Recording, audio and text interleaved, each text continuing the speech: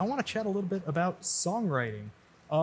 So, for those just joining us, this is Songwriters in the Round, and we take a break midway through and we get to talk with our artist about songwriting. We're being joined by three incredibly talented artists tonight: Andrea Flanagan, who's currently in Arizona, Cory Phare, who is in Denver, Colorado, Kate Farmer, who is in Boulder, Colorado, and my name is Christopher Ryan. I'm a singer songwriter and, as always, your host. And right now, I am joining you from Eatonton, Georgia. So it is a privilege to have all these folks with us and to get a chance to talk a little bit about songwriting. And I first want to start just by asking a question to all of our songwriters. When did you get into songwriting, and what made you want to start writing songs? I guess I'll go first. I guess I'll go first. I was like, how do we do this? For me, it was, I don't know. I grew up around a lot of songwriters, and I was always singing growing up, but I didn't actually write songs until I was away at college, and my sister picked up a guitar and started writing songs. And because she was doing it, I was like, well, I can. I want to do that then. So it was really because my sister started writing, and then I just fell in love with it. So. Yeah, so I wrote poems growing up. Just doing some free writing kind of helped me deal with things, and I didn't actually turn them into songs until later. I wrote a few songs in high school, but when I went to college, I actually, started working and kind of put music aside for a while, and then I went to college and started getting serious about it because I was in the music business program. And I did a really great songwriting workshop with an artist named Jill Cohn. And she's awesome. You guys should check her out, definitely. She's been a really good friend and mentor as far as songwriting has gone for me. And I kind of just started writing and didn't stop after that. It just became an addiction.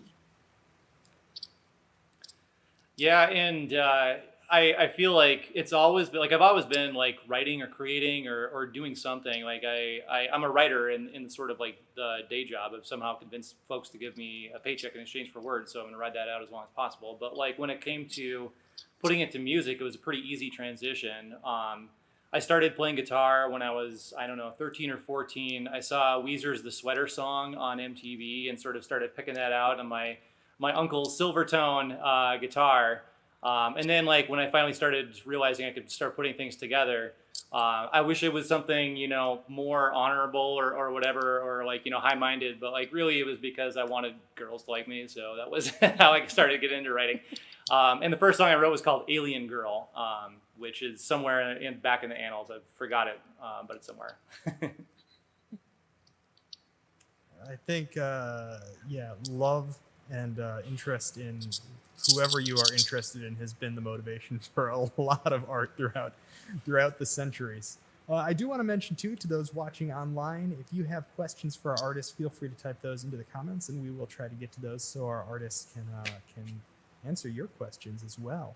One of the other questions I wanted to ask, I sort of wanted to go back to Kate. What you were saying earlier was for you, um, your songwriting doesn't always just happen to be about joyous things and happy things, but often maybe a avenue for working out, heavy emotions or challenges in life. And I'm curious for not only yourself but for the other artists. Do you find that your art is something you want to do to express a certain emotion or to help work through your own personal emotions?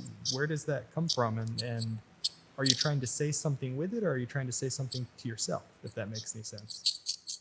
Trying to say Yeah, something to the world or say something to yourself with your art?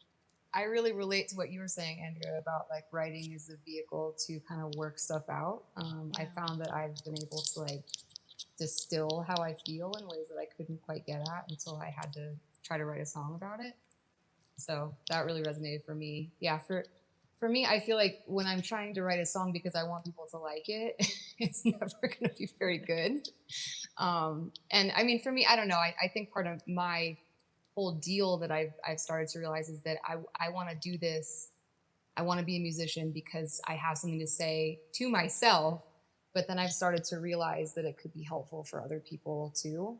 And so a big part of my, I don't know, shtick, I guess, for lack of a better word, is trying to, I don't know, be a part of the change in society where it's okay to talk about the whole range of emotions rather than just the happy ones, because we're all human and it's normal. And I feel like I've gotten really messed up from society kind of telling me that I should just be happy all the time.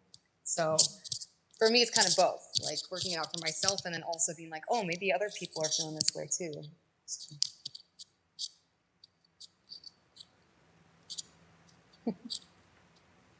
So I feel like when I was growing up and going through hard times, before I started playing music, I was listening to music, and there's so many artists that I felt like helped me get through things. So this is kind of like me returning the favor, kind of, as far as playing music for other people, and I'm hoping that someone gets something out of it.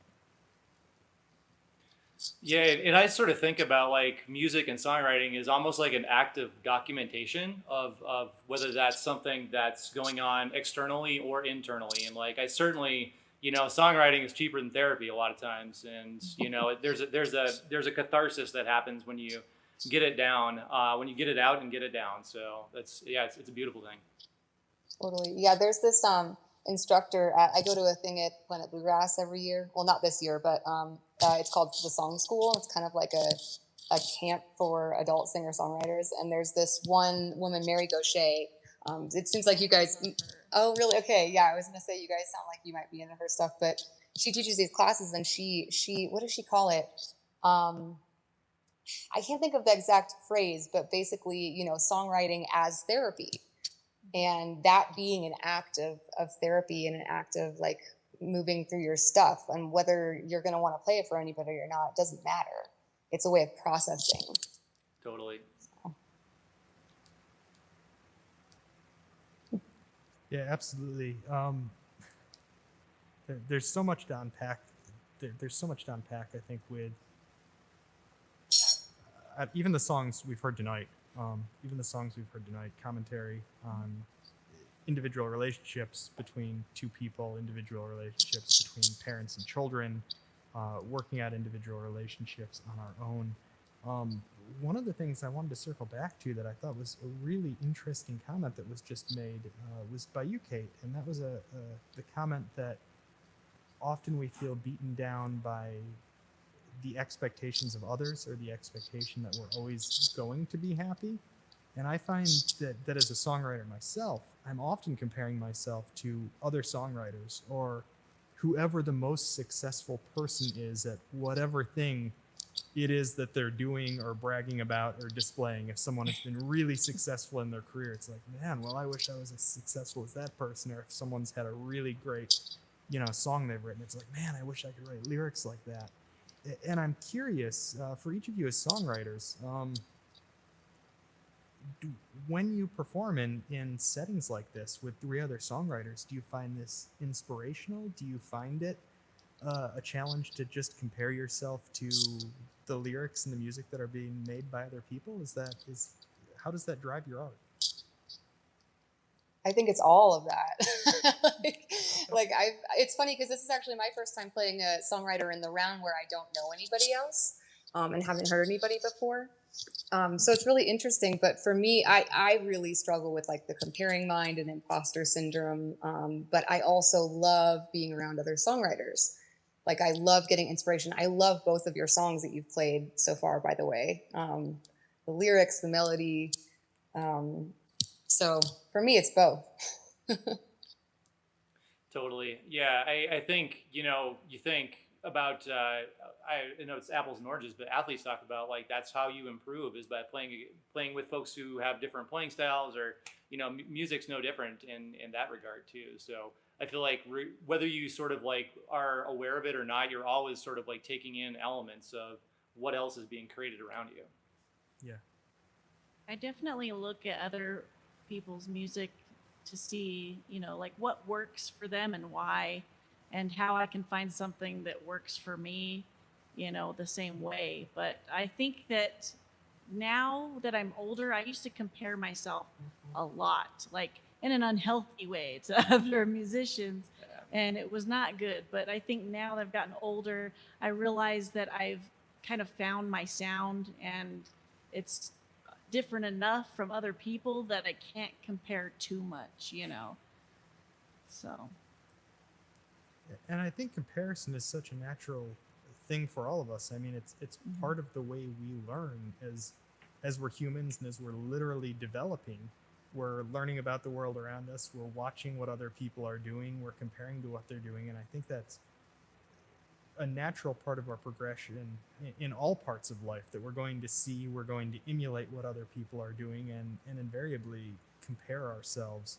Um, but yeah, it's just a really interesting debate. So thank you for touching on that. We had a comment come in here, saying that in 101 Dalmatians, the character who's a composer or songwriter says melody first and then the lyrics. So I'm curious, for each of you, what is your songwriting process like? Is it something where you come up with lyrics and then come up with a melody? Do you come up with the melody first and then lyrics? Are you inspired by events that take place in your life? Yeah, where do your songs come from, and what's the process for creating them? Yes.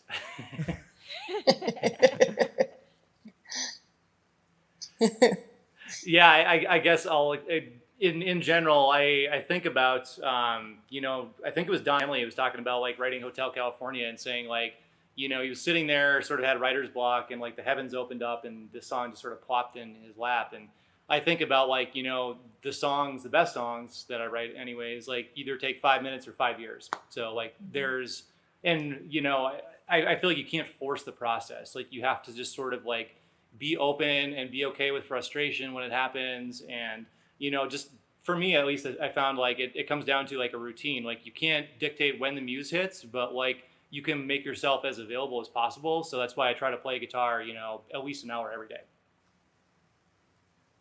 I think that's really good advice, because I know that for me, it's whenever it comes to me, it comes to me. So, I did write a lot before I started playing music. I wrote lyrics a lot, poetry. So a lot of the times the lyrics come first, but when I'm stuck, I'll end up having piles and piles of lyrics somewhere that I have to do something with. I'll just sit there and play guitar for a while and start coming up with stuff. And after you play for a while, something comes out of it, is what I found. And then you can kind of hear what it sounds like, and maybe there's existing lyrics that fit that, or maybe something else that comes to mind will happen. So Yeah, I always start with like a chord progression, like messing around on my guitar.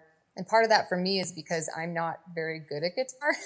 I'm very limited of like what chords I can play and things like that. So I kind of start at my point of like my bottleneck, I guess. And then I'm very like melodically driven. So I start with melody, and then sometimes like whenever I try to start writing a song about something, or I have some lyrics in mind, I think I'm going to craft a song around this, it'll turn into something totally different. So like for me, the melody actually winds up telling me what the song is about. So, and then I'll have something that I've started that I'm like, okay, I guess that's for something else. But I don't think that I've ever successfully written the lyrics first. One of the things that's been an exercise that I've done is like I'll be playing somebody else's song, like learning a cover or something like that, and then just like writing on top of it, and like taking whatever I wrote on top of that and then like putting it to a completely different structure. So it starts someplace and ends up completely different. Totally. I'll like learn a new cover, and I'll start like, be like, okay, I'll use that kind of that chord progression and stuff, and it turns into a totally different song. But I did jack the chords from somebody else. Well, yeah, I mean, I think that is one of those interesting things, though, because so often, there's some weird diminished or augmented chord or whatever it is that you learn in some song, and you're like, whoa, that's got a really unique vibe. It's really spooky, or it's really sad, or it's really whatever, and you're like, oh, I gotta figure out a way to work that into whatever I'm trying to say, whatever I'm trying to articulate. I'm trying to think of where that. Oh man, someone's probably gonna post in the comments when I say this, but there was a famous musician who said, "Good artists borrow, great artists steal."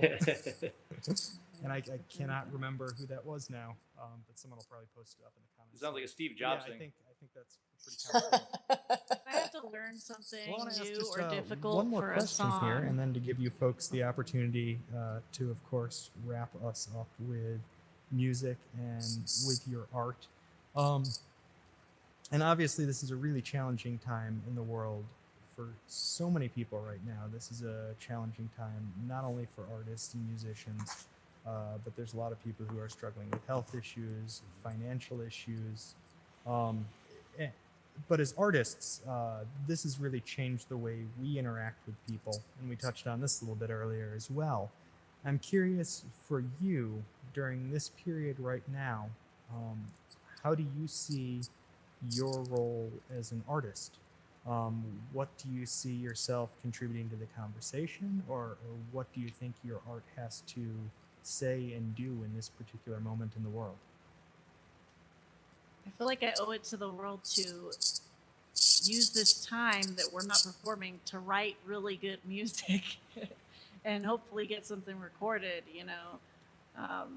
because it's the only way that people can enjoy music right now. So I think that that's a big thing. But also, I have been trying to write more uplifting songs than usual because I feel like that's kind of what I feel like I need right now. So songs that have hopeful themes is probably what I've been working on a lot because of this time.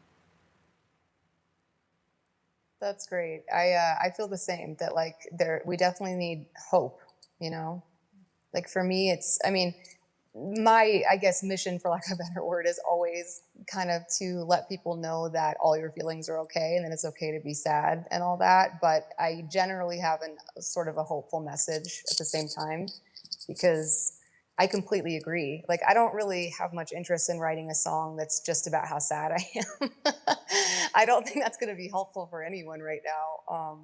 But I do think it's really powerful, at least for me, like you were talking about earlier, like hearing other people's music, and that helping me. So like I'll hear other people that write songs about how hard life is, and that makes me feel seen and less alone. But also hopefulness is really important. I haven't been writing much. I haven't been feeling inspired, and so I've kind of been just focusing on being okay myself. I hope that'll change in the winter, that I'll write more. Yeah, and I've been, like I mentioned before, like I sort of like see the role as like documentarian, and I'll put a pin in that, come back to it for the second song that I'll play in a little bit here, because I feel like that's a direct sort of tie to that. But one of the things I've been doing lately, when I was like coming up in the punk rock world and stuff, I was always sort of like, oh, screw cover bands, that's stupid, and like I'm gonna be a punk rocker, I'm gonna do like all original stuff, and actually like it. Funny how time changes your perspective a little bit. So like I've been one of my big things I've been doing lately is taking songs and then figuring out different versions of them, different cover versions. So I've been doing like a ska or like easy listening version of Journey, and sort of like different kinds of like a ska Aerosmith cover and stuff like that. So just like reinterpreting things in a different way to be like, wait a second, covers can be fun. It just is what you want to do with them, and it gives you a different sort of lens through which to look at it. So, and when folks realize that, they recognize it, like it's really great to sort of see that sort of like recognition and the smile and the sing-alongs and stuff like that, and that's just a really positive energy that's created from it.